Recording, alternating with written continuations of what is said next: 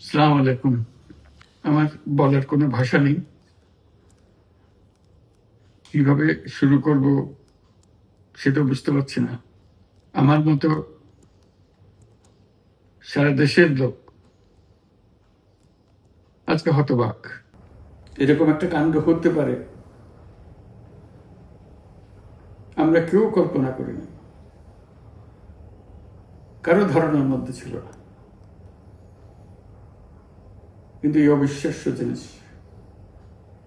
আমাদেরকে হঠাৎ করে গ্রহণ করতে হয়েছে। মাইলস্টোন স্কুল অ্যান্ড কলেজের যে দুর্ঘটনা, প্রশিক্ষণ বিমান বিধ্বস্ত হয়ে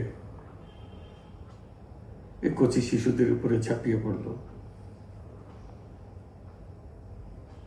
আগুনে পুড়ে মরল। মা বাপদের আমরা কি জবাব দেব? কি বলবো তাদেরকে? আমরা নিজেদেরকে তো জবাব দিতে পারছি না। অজানা শিশুদের মুখ সবার চোখে ভেসে উঠছে। সারা জাতি হতভম্ব, বাক্রুদ্ধ, শোকাহত বললে খুব কম বলা হবে। এই দুর্ঘটনার রেশ এখনো কাটেনি। এখনো লাশ আসছে হাসপাতালে, এখনো হাসপাতালে মারা যাচ্ছে। মা বাবা এখনো খোঁজ নিচ্ছে আমার সন্তান কোথায়, তাকে আর কোনোদিন চেনা যাবে কিনা। যাদের লাশ দেখছি তার মধ্যে আমার সন্তান আছে কিনা পৃথক করার তো কোনো উপায় নেই। এরা আমাদের সবারই সন্তান, হঠাৎ করে চিরদিনের জন্য চলে গেল। আমরা অবশ্যই তদন্ত করব, তদন্ততে আর তারা ফিরে আসবে না। আমরা চিকিৎসার ব্যবস্থা করছি, সবাই ঝাঁপিয়ে পড়েছে। সকল হাসপাতাল, সকল মানুষ ছুটে আসছে। আমরা সবার কাছে অনুরোধ করছি, হাসপাতালে ভিড় করবেন না, কারণ যারা আহত তাদের জন্য এটা ভালো না।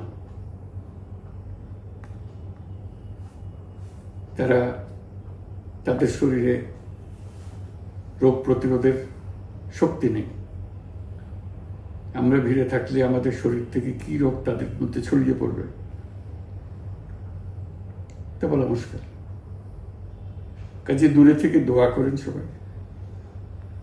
আমরা বাবা মা আত্মীয় স্বজন সবার কাছে আমাদের সহানুভূতি জানাচ্ছি। বাংলাদেশের যত সন্তান আছে সবাই আপনাদের সন্তান। আমরা নিজেদের মনকে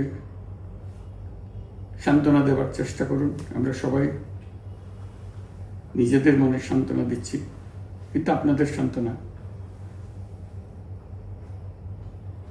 বিরাট ব্যাপার। আমরা সবাই আপনাদের সঙ্গে আছি, জাতির সমস্ত লোক আপনাদের সঙ্গে আছে। আমরা তাদের জন্য শোক দিবস ঘোষণা করেছি। আগামীকাল শোক দিবস, আমরা সবাই মিলে তাদের কথা স্মরণ করব, তাদের আত্মার শান্তি কামনা করব। আজকে থেকে সবাই তাদের আত্মার জন্য, তাদের রুহের জন্য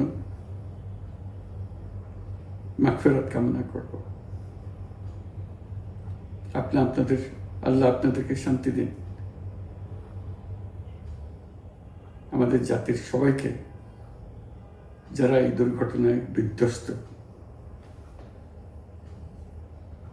সবাইকে আল্লাহ শান্তি দেন। তাদের জন্য দেশবাসী সবাই আমরা দোয়া করছি। আল্লাহ এই শিশুদের জান্নাতবাসী করে। খুদা হাফেজ।